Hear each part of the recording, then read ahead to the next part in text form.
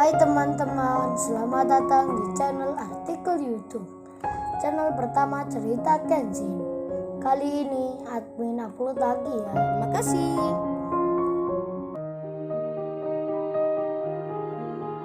Kisah pemuda kaya, anak bos besar, pemilik 73 perusahaan, yang menjadi cleaning service.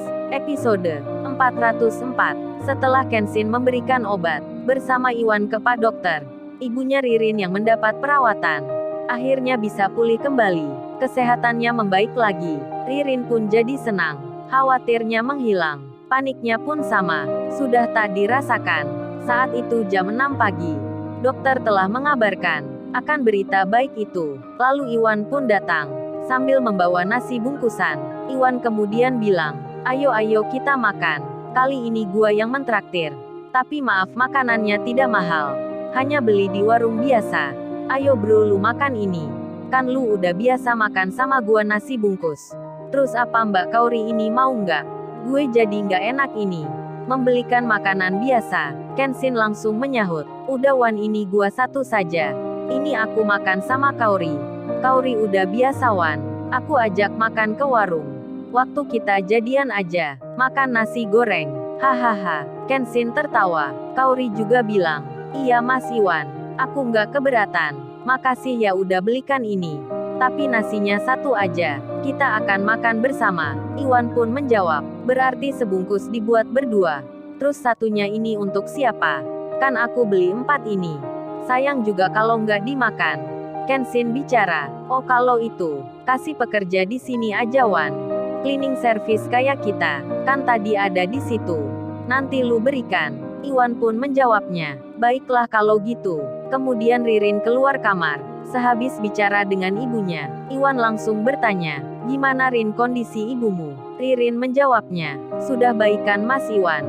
Ini tadi sudah bisa duduk sendiri." "Oh ya makasih ya atas bantuannya. Membelikan obat untuk ibuku. Untung aja ada apotik yang buka. Karena semalam kata dokter tutup semua. Seandainya nggak ada Kenshin dan Mas Iwan, mungkin aku bingung akan beli kemana. Ibuku juga lagi membutuhkan."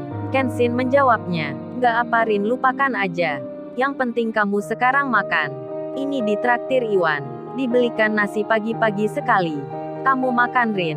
Untuk menghargai Iwan, Kenshin tersenyum. Dan Iwan langsung saja memberikan nasi bungkusnya. Ririn pun menerimanya. Lalu ia bilang, "Makasih ya Mas Iwan. Kalau gitu aku makan." Ririn membuka nasinya. Begitu pula dengan Iwan. Mereka makan sendiri-sendiri. Sedangkan Kenshin dan Kaori sebungkus untuk berdua. Ririn yang melihatnya lantas bertanya, "Loh Mbak Kaori dan Kenshin kok hanya dapat satu? Kalau gitu aku belikan ya." Iwan menyahutnya, "Ini Rin masih ada nasinya. Tapi emang Kenshin gitu, nggak bisa makan sendiri. Maunya ditemani makan berdua sama Mbak Kaori." Hahaha. Iwan tertawa, dan Ririn mengerti. Lalu kemudian, hari ini adalah hari di mana waktunya Kenshin dan Kaori akan pergi untuk mengikuti meeting di luar negeri. Sekalian berlibur di sana, menikmati bulan madu bersama. Namun karena ada kejadian tiba-tiba, ibunya Ririn yang di rumah sakit ini, Kenshin dan Kaori yang semenjak semalam berada pula di situ melihatnya. Jadinya jadwal keberangkatan hari ini sampai lupa begitu saja. Padahal sekarang hampir jam 7 pagi. Orang-orang yang penting sudah berkumpul semua.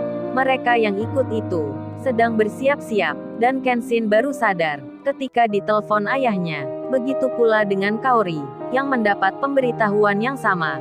Lalu karena merasa lelah dan juga belum tidur, apalagi persiapannya belum lengkap, Kenshin pun bilang ke Kaori, "Kaori kalau gitu hari ini kita nggak jadi aja ya. Mungkin kita berangkat belakangan. Apa kamu mau?" Kaori menjawab, "Iya say nggak apalah. Lagian ibunya Mbak Ririn juga ada di sini. Masa kita buru-buru akan meninggalkan ke luar negeri?" Mendengar Kaori bicara seperti itu, Kenshin pun bilang pada ayahnya, menunda berangkatnya saja. Ayahnya pun tak mengapa. Beliau tak mempermasalahkan. Apalagi sudah ada penggantinya, orang-orang yang mewakilinya. Pak Freddy sendiri, untuk pertama kalinya, akan ikut juga. Beliau sangat dipercaya untuk memegang proyek itu. Meskipun demikian, Pak Michael dan lainnya tetap mendampingi. Sedangkan mantan atasannya, pemilik perusahaan yang lama, yang kemarin sempat menyombongkan diri, yang bernama Pak Bernaldi itu, kini malah sebaliknya, sedang menunggu pekerjaan, proyek yang besar, dari Pak Freddy, yang tak lain mantan bawahannya. Pak Bernaldi memang diberi kesempatan oleh ayahnya Kenshin untuk mendapatkan pekerjaan besar, tapi yang memberinya nanti adalah Pak Freddy, yang sekarang akan mengikuti meeting yang diadakan di luar negeri. Jadi secara tidak langsung, Pak Freddy jabatannya lebih tinggi dari mantan atasannya sendiri. Setelah beberapa waktu, Kenshin dan Kaori pun pamit pulang. Ririn mengantar sampai ke depan. Begitu halnya dengan Iwan. Tak lupa Kenshin mampir ke tempat pembayaran untuk menanggung semua biaya pengobatan. Ririn sempat menolaknya, namun Kenshin bilang, "Sudah Rin, gak mengapa, ini gak masalah." Kenshin pun mengurus semuanya. Setelah beberapa jam, waktu siang pun tiba. Ibunya Ririn diperbolehkan pulang dengan naik mobilnya Ririn sendiri. Iwan pun yang akan mengantar. Sedang motornya ditinggal di rumah sakit. Kenshin yang datang kembali. Ia sempat bilang ke Iwan, kalau motornya itu, biar di bawahnya pulang. Iwan pun tak memberi kuncinya, karena Kenshin sudah tahu cara menyalakan tanpa itu. Iwan dan Ririn pun keluar. Lalu dilewatinya jalan yang bernama Persimpangan. Ririn pun bertanya, jadi tadi malam Kenshin beli obat di sini? Iwan menjawabnya, iya Rin, itu apoteknya, satu-satunya yang buka. Ririn menyahut, berarti ini jauh sekali ya Mas Iwan dari rumah sakit tadi. Iwan menjawab, iya benar Rin, emang jauh. Saat akan ke sini, di tengah gelap itu, aku lihat orang berlari. Ternyata itu Kenshin. Nekat sekali dirinya, padahal waktu itu sepi. Untung saja Mbak Kaori langsung bilang, memberitahukan tentang Kenshin. Jadinya aku bisa menyusulnya. Ririn pun merasa tak enak hati, karena sudah merepotkan sekali. Dan Kenshin sendiri, yang membawa motornya Iwan, ternyata janjian dengan Kaori. Kaori yang menunggu di rumah. Akhirnya dijemput Kenshin. Mereka keluar bersama, dengan naik motornya Iwan. Kenshin lalu bilang, kalau gitu kita ke mall aja ya Kaori. Sekalian beli baju, entar beli es krim kesukaanmu. Gimana menurut kamu? Kaori menjawab, iya say, nggak apa, aku setuju. Hitung-hitung anggap aja, kita sedang liburan. Sekalian juga pacaran.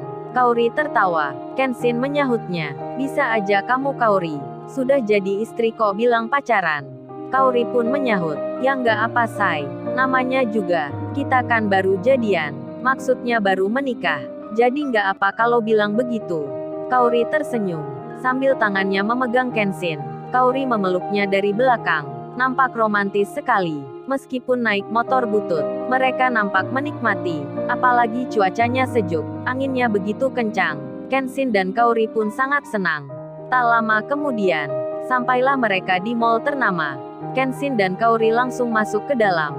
Mereka belanja bersama, untuk membeli baju, dan juga kebutuhan lainnya. Singkat cerita, setelah membeli semuanya, Kenshin dan Kaori mampir sebentar di tempat makan, yang lokasinya ada di mall itu.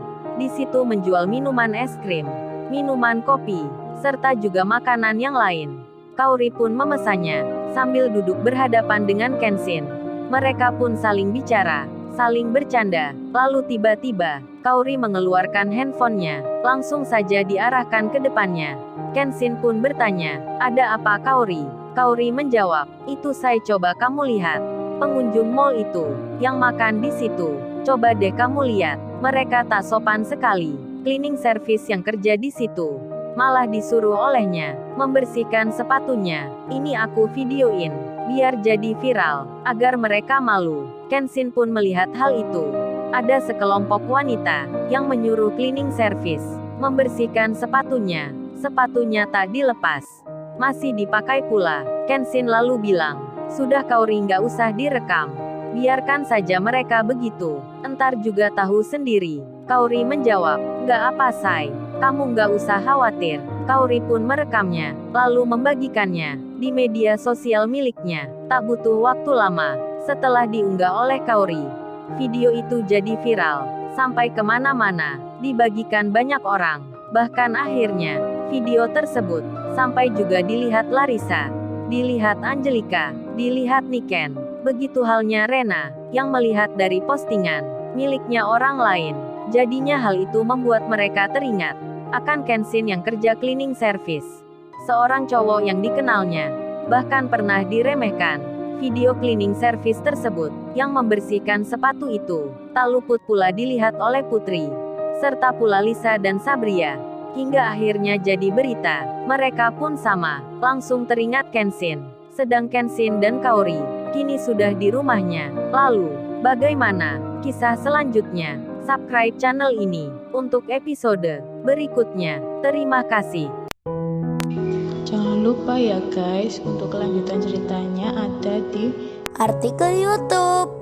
Jangan lupa subscribe ya guys, dan tekan notifikasinya